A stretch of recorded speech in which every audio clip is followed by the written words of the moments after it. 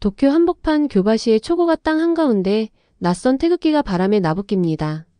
주변은 일본 최고층 빌딩들로 빽빽한데 이 조용한 한국 대사관 건물은 왠지 모를 긴장감을 풍깁니다.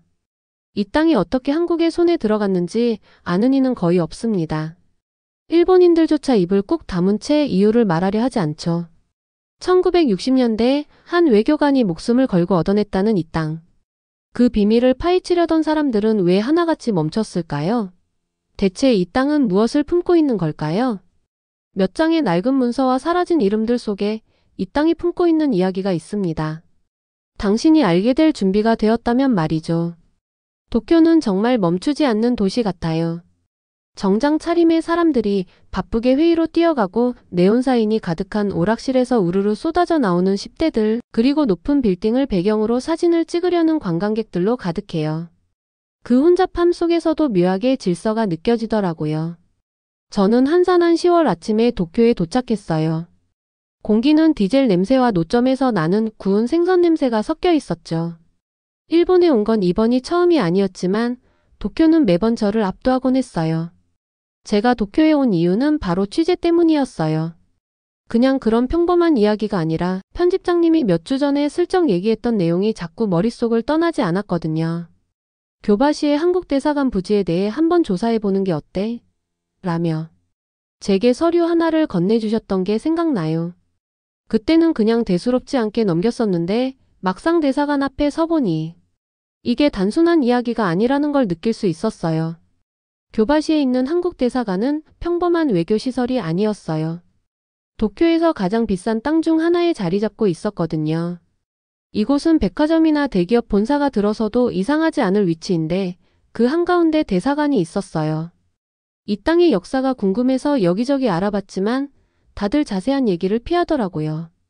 일본 동료들도 그냥 애매한 미소를 지으며 대답을 피했어요. 대사관 건물을 한참 바라보았어요. 건물은 하얗고 깨끗했지만 주변 고층 빌딩들에 비하면 소박해 보였죠. 그 위에 펄럭이는 태극기가 눈에 들어왔어요. 태극기는 도쿄의 회색 도시 풍경 속에서 자신감 넘치는 색감으로 눈길을 끌더라고요. 저는 작은 수첩을 꺼내 이런저런 걸 적었어요. 태극기가 어떻게 흔들리는지, 대사관 높이가 주변 건물과 비교해 어떤지, 심지어 길가에 심어진 나무 종류까지요. 좀 우스워 보일 수도 있지만 사소한 것도 나중에 중요할 수 있거든요. 이 대사관 위치가 왜 이렇게 좋은 곳에 있는지 정말 이해가 안 됐어요. 교바시는 긴자 쇼핑거리와 마루노우치 비즈니스 중심지에서 아주 가까운 정말 황금 같은 위치예요. 그런데 이곳에 이런 조용한 대사관이 있다니 뭔가 사연이 있을 거라고 확신했어요. 지금까지 알아본 정보는 별게 없었어요. 몇몇 기사에 따르면 이 땅은 수십 년 전에 한국에 양도된 거라는데 구체적인 내용은 없었어요. 누가 왜 어떤 조건으로 이 땅을 줬는지에 대해선 아무도 말하지 않았죠. 편집장님의 말이 자꾸 떠오르더라고요. 역사는 때로 가장 잘 숨겨진 비밀이야. 그날 저녁 저는 호텔방에서 자료와 노트북에 둘러싸여 앉아 있었어요. 방벽이 얇아서 옆방에서 누군가 TV를 보며 웃는 소리가 들리더라고요. 그런 소음이 묘하게 위로가 됐어요. 제가 파고들수록 이야기는 점점 더 이상해졌어요. 1965년 일본과 한국은 기본관계 조약을 체결하면서 오랜 갈등 끝에 외교 관계를 정상화했어요. 기록에 따르면 이때 교바시의 땅이 한국에 할당되었다고 나와 있었어요.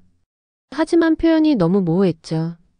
대체 누가 이런 결정을 내렸고 이 땅이 왜 그렇게 중요했을까요? 그리고 문서에 자주 등장하는 이름이 하나 있었어요. 바로 서준호라는 사람이었죠. 서준호는 1960년대에 도쿄에서 활동했던 한국 외교관으로 그 조약 협상에서 중요한 역할을 했다고 해요. 하지만 사람들마다 그를 다르게 묘사했어요. 어떤 사람들은 그를 교활한 협상가로, 또 어떤 사람들은 한국의 이익을 위해 헌신했던 사람으로 말했죠. 그런데 이 대사관 땅과 그의 연결고리는 불분명했어요. 하지만 제 직감은 그가 이 이야기의 핵심이라는 걸 말해주고 있었어요. 다음 날 저는 교바시 지역의 역사기록 보관소를 찾아갔어요. 오래된 지역 역사자료 속에서 답을 찾을 수 있을 거라는 희망이 있었거든요. 그곳은 카페와 작은 부티크 사이에 숨겨진 조용한 건물이었어요. 안으로 들어가니 오래된 종이 냄새가 났고 공기는 차분했어요. 도서관 직원이 저를 자료실로 안내해 주었고 저는 몇 시간 동안 먼지 쌓인 책들과 마이크로필름을 뒤졌어요. 눈이 아플 정도로 희미한 글자를 읽다가 드디어 한 문서를 발견했어요. 1945년 일본이 전쟁에서 항복한 직후 작성된 교과시의 지도였죠. 그런데 그 지도에는 지금 대사관이 자리한 땅에 조선이라는 단어가 쓰여 있었어요. 조선은 일본이 식민지 시절 한국을 부르던 이름이잖아요. 그런데 왜 이 땅이 그렇게 표시돼 있었을까요? 그것도 대사관이 세워지기 수십 년 전인데 말이에요. 자료에는 더 이상 답이 없었지만 이 땅의 역사가 1965년보다 훨씬 이전으로 거슬러 올라간다는 걸 알 수 있었어요. 아마 일제강점기와 관련이 있는 걸까요? 기록 보관소를 나설 때 해가 저물고 있었어요. 길거리에 긴 그림자가 드리워졌죠. 저는 답답함과 설렘이 동시에 밀려왔어요. 이야기는 제가 예상했던 것보다 훨씬 더 크고 복잡했어요. 그런데 아직도 중요한 부분들이 빠져 있었어요. 누가 이 땅을 소유하고 있었는지, 그리고 서준호는 어떻게 이 땅을 한국의 것으로 만들었는지 말이에요. 그날 밤 태극기와 일장기가 함께 펄럭이는 꿈을 꿨어요. 두 깃발의 색이 서로 뒤섞였고 그 아래에는 한 남자가 서 있었어요. 얼굴은 보이지 않았지만 그의 자세는 단호했어요. 꿈에서 깬 뒤에도 그 장면이 머릿속에 남아 있었어요. 이건 단순히 사실을 좇는 게 아니라 역사의 유령들과 마주하는 여정이었어요. 다음 단계는 명확했어요. 서준호를 직접 알았던 사람을 찾아 그의 이야기를 들어야겠다고 결심했죠. 가능성은 낮아 보였지만 도쿄를 떠나기 전에 이 수수께끼를 풀고 싶었어요. 교바시의 땅은 단순한 부동산이 아니었어요. 그것은 상징이자 퍼즐, 그리고 두 나라의 복잡한 관계를 이해할 수 있는 열쇠였으니까요. 그날 저녁 공기가 마치 폭풍 전야처럼 무겁더라고요. 피부에 눌려오는 느낌이었어요. 작은 방 안으로 들어가 책상 위에 펼쳐진 문서들을 다시 봤어요. 처음 봤을 땐 그냥 평범한 오래된 서류처럼 보였어요. 누렇게 변색됐고 잉크도 여기저기 희미해졌더라고요. 그런데 그 안엔 제가 처음엔 상상도 못했던 비밀들이 담겨 있었어요. 계속 읽다 보니 한 이름이 자꾸 등장했어요. 서가사. 1962년에 도쿄 교바시 지역의 작은 땅을 구매했던 인물이더라고요. 그런데 이건 단순한 부동산 거래가 아니었어요. 이 땅은 수십 년 동안 이어진 희생과 정체성, 그리고 꺼지지 않는 꿈을 잇는 중심축이었어요. 서가사. 그 이름을 소리내서 읽어봤어요. 마치 이름을 불러서 그 사람을 방으로 불러내기라도 하듯이요. 하지만 제 앞에 있는 건 그의 인생의 조각난 파편들 뿐이었어요. 그걸 하나하나 맞추면서 그의 이야기가 조금씩 선명해졌어요. 그는 제1교포 1세대였고 일본에서 살아가는 수많은 제1조선인들과 마찬가지로 정체성을 지키며 살아가야 하는 고난의 삶을 살았더라고요. 그는 1920년대 일본 식민지 시절에 한국에서 태어났어요. 그의 가족은 생존을 위해 일본으로 강제로 이주했대요. 오사카에 도착했을 때 그들이 가진 건 희미한 희망과 몇 가지 소지품뿐이었다고 하더라고요. 하지만 그곳에서도 삶은 잔인했어요. 어린 서가사는 작은 방 한 칸에서 자랐대요. 얇은 벽 너머로 이웃들이 싸우는 소리와 뒤따라 들리는 조용한 울음소리까지 다 들렸을 정도로요. 어릴 때부터 그는 노동의 가치를 뼈저리게 알게 됐대요. 겨울엔 군밤을 팔고 여름엔 빙수를 팔며 길거리에서 생계를 이어갔대요. 그 일이 얼마나 힘들었을지는 짐작조차 안 돼요. 그런데도 그는 절대 포기하지 않았어요. 그렇게 모은 돈으로 20대 중반쯤 작은 이자카야 선술집을 열었대요. 골목길 안쪽에 조용히 자리 잡은 그야말로 소박한 가게였죠. 하지만 그 이자카야는 단순한 가게가 아니었어요. 서가사의 가게는 제1교포들에게는 안식처 같은 곳이었대요. 그곳에서 사람들은 한국말로 이야기하고 한국 음식을 나누며 더 나은 미래를 꿈꿨다고 하더라고요. 그리고 바로 그곳에서 서가사의 더 큰 비전이 서서히 자라났대요. 1961년 어느 폭풍우 치던 밤 그 결정적인 순간이 찾아왔어요. 빗물이 지붕을 두드리고 골목길에서 바람이 울부짖고 있었어요. 가게 안은 술 냄새와 속삭이는 대화 소리로 가득했죠. 서가사는 그날 지역의 지도자들을 비밀리에 초대했어요. 그가 수개월 동안 고민했던 아이디어를 나눌 때가 됐다고 생각했나 봐요. 서가사가 일어섰을 때 방 안은 조용해졌어요. 그는 단호한 표정으로 말하기 시작했어요. 우린 여기서 수십 년을 살았어요. 여기서 삶을 만들어 왔지만 우린 여전히 한국 사람이에요. 우리 아이들은 자기 뿌리를 알아야 해요. 우리 고향은 멀리 있지만 절대 잊히지 않았어요. 그의 목소리는 떨림 하나 없었어요. 그는 도쿄 중심부에 있는 땅을 사서 한국 정부에 기증하자는 대담한 계획을 이야기했어요. 우리가 하지 않으면 누가 합니까? 우리가 고향을 잊어버리면 우리에게 뭐가 남겠습니까? 그의 말에 방안이 술렁이었어요. 말도 안 된다고 반대하는 사람들도 있었죠. 다들 생활하기도 벅찬데 어떻게 그렇게 큰 희생을 할 수 있냐고요. 또 실패하면 어떡하냐, 일본 당국이 보복이라도 하면 어쩌냐는 걱정도 많았어요. 그런데 서가사의 결심은 흔들리지 않았어요. 그는 조상들이 겪었던 희생, 수많은 고난 속에서도 버텨온 자신들의 역사를 이야기했어요. 그의 열정은 방 안 사람들 마음속에 작은 불씨를 심었죠. 밤이 깊어질 무렵 모두가 마음을 모았어요. 그들은 그걸 해내기로 결심했어요. 그 이후 몇 달은 정말 힘든 시간이었대요. 가족들은 집을 팔고 사업을 정리하고 가진 돈을 다 내놓았죠. 부부간에 큰 다툼이 생기는 일도 많았대요. 이걸 위해 너무 많은 걸 포기해야 하니까요. 하지만 결국 그들은 하나의 목표 아래 뭉쳤어요. 서가사는 앞장서서 실천했어요. 그는 자신의 사랑하는 이자카야를 팔았어요. 그곳은 그의 안식처이자 생계 수단이었는데도요. 대신 허드렛 일을 하며 하루하루를 견뎠어요. 그렇게 번 돈을 모두 기금에 보탰대요. 이 때문에 친구들도 떠나고 건강도 점점 나빠졌대요. 하지만 그는 멈추지 않았어요. 1962년 마침내 그들의 꿈이 현실이 됐어요. 서가사와 그의 동료들은 도쿄 중심부 교바시에 있는 땅을 살 만큼의 돈을 모았어요. 그 땅의 소유권은 한국 대사관에 전달됐고 서가사가 직접 그 증서를 대사에게 건넸대요. 그 순간은 너무나도 엄숙하고 경건했대요. 그의 손에서 증서를 받아들인 대사의 표정은 잊을 수 없었을 거예요. 이 땅은 한국의 일부가 되었고 많은 이들이 결코 다시 돌아갈 수 없었던 고향에 대한 충성심을 상징하게 됐죠. 하지만 그 이후 서가사와 그의 동료들의 희생은 점점 잊혀졌어요. 시간이 흐르면서 그들의 이야기는 역사의 뒤편으로 밀려났죠. 서가사의 이름은 그냥 기록 속 한 줄로 남았고요. 책상 위에 펼쳐진 문서를 보면서 참마음이 아프더라고요. 서가사는 자신이 믿었던 대의를 위해 모든 걸 바쳤는데 그 이야기가 사라질 뻔한 거잖아요. 저는 그럴 수 없다고 생각했어요. 이건 단순한 이야기가 아니었어요. 반드시 기억되고 전해져야 할 유산이었어요. 밖에서는 비가 조금씩 잦아들었어요.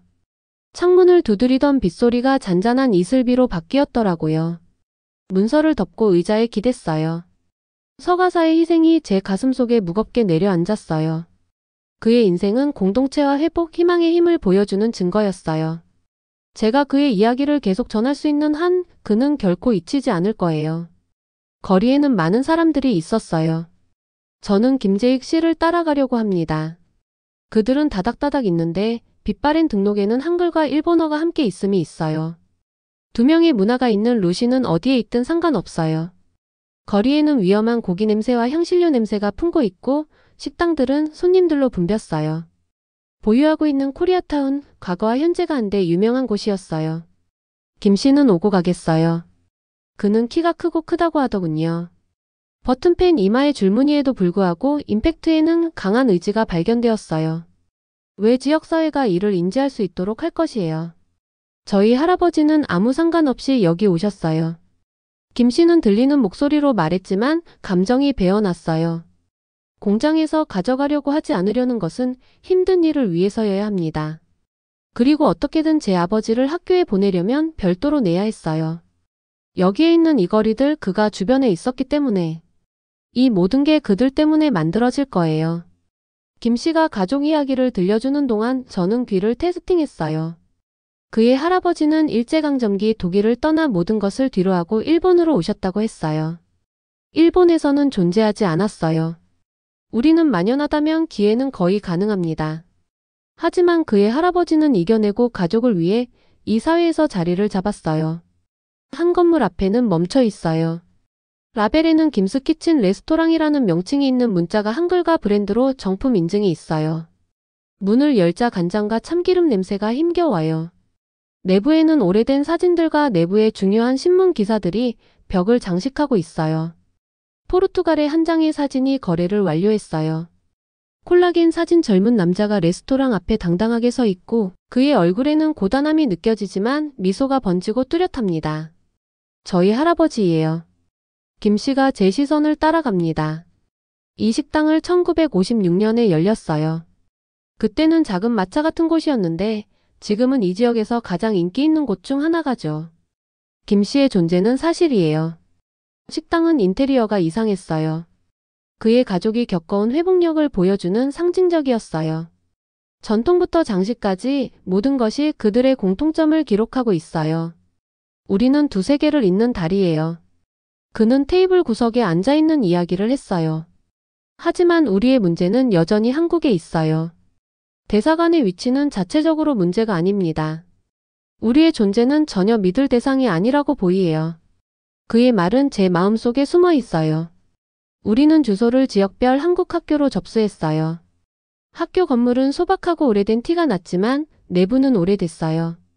아이들의 재미있는 소리가 복도를 메웠고 그들은 교실 사이를 떠나기 위해 분주했어요. 이곳에서 아이들은 일본어와 한국어를 배우며 자신의 뿌리와 현재의 삶의 관계가 뚜렷해졌어요. 김 씨는 한 교실로 저를 안내했어요. 그곳에서 학생들은 전통 노래를 연습하고 확인합니다. 아이들은 줄지어 반대를 선호했어요. 설교로 보이는 인도가 선한 40대 주변의 여성이 웃으며 가사를 찾는 데 발견되었어요. 아이들의 한복은 방에 있는 것이 더 많고 단조로운 벽과 대조를 나타냅니다. 우리의 문화를 쌓으려고 노력합니다. 라고 김 씨가 설명했어요. 쉽지 않아요. 정부 지원도 거의 없고 어떤 사람들은 우리가 그냥 완전히 동화되기를 원할 수 있어요. 하지만 우리는 우리의 보호를 위해 정말 많이 싸울 것이에요. 아이들이 자신들은 본 적 없는 산과 강에 대한 시를 암송하는 모습을 바라보며 보였어요. 그들의 말은 마치 유니폼을 입고 있는 것을 의미합니다. 마치 내가 그 푸른색과 함께 강을 직접 본 느낌이 들었어요. 이 아이들이 한 번도 가보지 않은 땅에 대해 이렇게 깊은 관계를 갖고 있다는 사실이 사랑받았어요. 낭송이 끝난 뒤 김 씨는 저를 학교의 교장 선생님이신 박 선생님께 소개했어요. 그는 폭발적인 성품을 분수대 교육에 대한 열정이 있어야 합니다. 이 아이들의 미래이에요. 그들은 조상의 비극을 거부하고 동시에 새로운 무언가를 만들 수 있는 잠재력을 갖고 있어요. 그들이 필요한 도구를 파괴하는 것이 우리의 책임이에요. 박 선생님은 학교를 안내하며 한국의 특별한 작은 도서관과 문화행사를 여는 강당을 표시합니다. 받았어요. 제한적임에도 불구하고 학교의 정신은 강렬했어요. 강사부터 학원까지 모두가 임무감으로 하나이기 때문에 주의해야 합니다. 하루가 끝나갈 무렵 나는 본 것들의 덩어리를 보았어요. 제일 최근 사회의 회복력이 알게 되었어요. 수많은 어려움을 겪고 있으며 앞으로도 계속해서 노력할 것이에요. 우리는 멀리 떨어져 있어요. 김 씨는 헤어지기 시작했어요. 하지만 여행은 아직 끝나지 않았어요. 우리의 모든 탈퇴는 우리보다 더 관심을 갖고 그리고 우리 뒤를 따를 관심이에요. 그의 말은 호텔로 돌아가는 길에 제 기억에 남아 있었어요. 다시 밤 김 씨 가족과 그와 비슷한 많은 사람들의 힘과 승리에 대해 생각이 중단되었어요. 그들의 이야기는 앞으로도 함께할 힘의 본보기였어요. 세대를 넘어 전해져 내려오는 인간 정신의 회복력을 보여주는 강력한 증거였어요. 서울의 거리는 마치 역사의 핏줄처럼 제 앞에 펼쳐져 있었어요. 그 길은 삶, 추억, 그리고 조용한 회복력의 율동으로 가득 차 있었어요. 택시에서 내리며 가방 끈을 조정했어요. 공기에는 군밤 냄새가 희미하게 섞여 있었고 초겨울의 차가운 느낌도 느껴졌어요. 어디선가 멀리서 들려오는 사찰의 종소리가 들렸는데 그것은 제 안에 깊은 무언가를 부르는 듯 했어요. 저는 서울에 이해하기 위해 연결점을 찾기 위해 이야기 속에 이야기를 경교사 땅이 그토록 중요한 이유를 말해주는 심장 같은 무언가를 발견하기 위해 왔어요. 첫 번째 목적지는 국립한국역사박물관이었어요. 유리로 된 거대한 외관은 흐린 겨울 햇빛 아래에서 반짝였고 그것은 한 나라의 과거를 기념하는 현대적 기념비처럼 보였어요. 안으로 들어가니 전시물들이 책의 장처럼 펼쳐졌어요. 각각은 한국의 회복력을 엿볼 수 있는 단면이었어요. 조선시대의 유물들은 빛바래고 낡았지만 여전히 경외심을 불러일으켰어요. 한국전쟁의 사진들은 흑백으로 고난과 상실로 굳어진 얼굴들을 담고 있었어요. 그리고 제일 한국인들에게 헌정된 섹션이 있었어요. 안내문은 그들의 이야기를 담담히 전했어요. 고국을 떠난 사람들었던 이들은 자발적으로 더 많은 이들은 그렇지 않게 그리고 일본에서 정체성을 유지하며 삶을 개척한 사람들에 대한 이야기였어요. 저는 오사카에 붐비는 거리에서 누더기 한복을 입고 서 있는 한 소년의 사진 앞에 멈췄어요. 그의 눈은 마치 제게 똑바로 말하는 듯 했어요. 우릴 보시나요? 이해하시나요? 그 무언의 질문들이 답을 찾기 시작한 건 그날 오후에 재외동포 역사 전문 연구자 김 박사님을 만난 이후였어요. 김 박사님은 키가 크고 호리호리한 체격에 친절한 눈빛과 권위와 따뜻함이 공존하는 목소리를 가진 분이었어요. 우리는 그의 작은 사무실에서 이야기를 나눴는데 책과 논문이 가득한 책장이 우리를 둘러싸고 있었어요. 제일 한국인들은 거울과 같아요. 그가 말문을 열었어요. 그들은 정체성과 소속감의 복잡성을 비추죠. 단순히 그들 자신뿐만 아니라 한국이라는 나라 전체의 복잡성을 말이에요. 그들의 희생은 뿌리의 중요성을 일깨워줍니다. 정체성은 물려받는 것만이 아니라 적극적으로 보존해야 하는 것이죠. 저는 그의 말을 들으며 메모를 했어요. 그의 말은 단순한 투쟁을 넘어 자부심과 인내의 그림을 그려냈어요. 그는 마치 서가사라는 인물을 오랜 친구처럼 이야기했어요. 서가사의 이야기는 한국의 이야기와 얽혀 있어요. 김 박사님은 말했어요. 그는 거리와 고난이 끊으려 해도 끊어지지 않는 유산의 끈을 대표하죠. 그 후 저는 한국전쟁기념관으로 걸어갔어요. 넓은 공간은 방문객들이 오가는 중에도 엄숙하고 고요한 분위기를 유지하고 있었어요. 동상과 명판 그리고 전시물들은 상실과 생존의 이야기를 전했어요. 어린아이를 안고 있는 병사의 청동 조각상 앞에 서 있자니 다시 서가사가 떠올랐어요. 그는 다른 방식의 전투를 치렀지만 희생의 무게는 같았을 것이에요. 눈을 감고 차가운 바람이 제 뺨을 스쳐 지나가게 놔두었어요. 잠시 동안 마치 땅 자체가 제게 말을 거는 것 같았어요. 회복력, 고통 그리고 희망의 이야기를 속삭이는 듯 했어요. 저는 한국이 식민지화와 전쟁의 잿더미 속에서 일어나 세계적 강국으로 성장한 모습을 떠올렸어요. 서가사의 여정과의 평행선은 부인할 수 없었어요. 그가 자신의 정체성과 유산을 지키기 위해 싸운 것처럼 한국도 스스로의 것을 되찾기 위해 싸웠어요. 그날 저녁 호텔로 돌아올 때쯤 제 머릿속은 무겁지만 명확했어요. 제가 쓰는 기사는 단순히 한 조각의 땅에 대한 것이 아니었어요. 그것은 기억, 정체성, 그리고 나라를 형성하는 희생에 관한 이야기였어요. 역사가 우리에게 가르쳐주는 교훈을 귀 기울이면 배울 수 있는 것들에 관한 이야기였어요. 다음 날 아침 저는 인터뷰에 응해준 정부 관계자를 만났어요. 그녀는 40대 초반으로 보이는 차분하고 신중한 태도의 분이었어요. 경교사의 땅은 단순한 흙이 아닙니다. 그녀가 말했어요. 많은 사람들에게 그것은 연결의 상징이에요. 국경이 우리를 나눈다 해도 유산은 우리를 하나로 묶어줍니다. 그것은 단지 제일 한국인들만의 유산이 아니라 우리 모두의 유산이에요. 그녀의 말이 제 마음속에 울림으로 남은 채 저는 마지막 목적지로 향했어요. 도심 외곽의 작은 커뮤니티 센터였어요. 그곳에서 저는 고국으로 돌아온 제일 한국인 후손들을 만났어요. 그들은 따뜻한 미소와 보리차 한 잔으로 저를 맞아주었어요. 그들이 들려주는 이야기를 들으며 저는 그들의 여정의 무게를 느꼈어요. 어떤 이들은 두세 개 사이에서 겪은 아픔을 이야기했고 어떤 이들은 뿌리와 다시 연결된 기쁨을 이야기했어요. 한 노인은 세월의 흔적이 느껴지는 손으로 낡은 사진을 보여주었어요. 사진 속에는 그의 부모님이 있었어요. 우리 부모님은 항상 저에게 제가 어디에서 왔는지 기억하라고 하셨어요. 그는 조용히 말했어요. 우리가 아무것도 없었을 때도 우리의 유산은 있었으니까요. 센터를 나설 때쯤 해가 지며 도시 위로 황금빛이 드리워졌어요. 저는 서가사를, 사진 속 소년을, 그리고 제가 만났던 사람들을 떠올렸어요. 그들의 이야기는 더 큰 직물 속의 실들이었어요. 그것은 회복력, 정체성, 그리고 지속되는 유산의 끈을 이야기하고 있었어요. 그날 밤 기사의 마지막 문장을 타이핑하며 저는 평온함을 느꼈어요. 이 이야기가 단순히 페이지 위의 단어가 아니라는 것을 알았어요. 그것은 한 나라의 성찰이었고 우리를 형성하는 희생과 우리를 지탱하는 기억의 중요성을 상기시켜주는 것이었어요. 그리고 저는 기사를 발송하며 이 이야기가 역사의 교훈과 과거와 우리를 연결하는 끈의 가치를 다른 이들에게도 일깨우기를 바랐어요.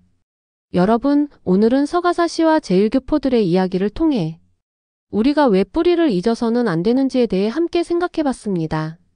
과거의 희생과 기억은 단지 지나간 역사가 아니라 오늘의 우리를 만들어준 소중한 자산입니다.